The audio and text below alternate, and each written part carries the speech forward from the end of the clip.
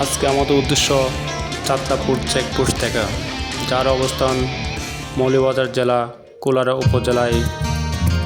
আমরা প্রথমে যাত্রা শুরু করলাম বকশিমূল ইউনিয়নের নবাবগঞ্জ বাজার থেকে। এই রাস্তার দুনো পাশে বিশাল জলরাশি আর নীল আকাশের নিচে এই রাস্তায় যাতায়াত করলে যে কারো দৃষ্টি আকৃষ্ট করবে।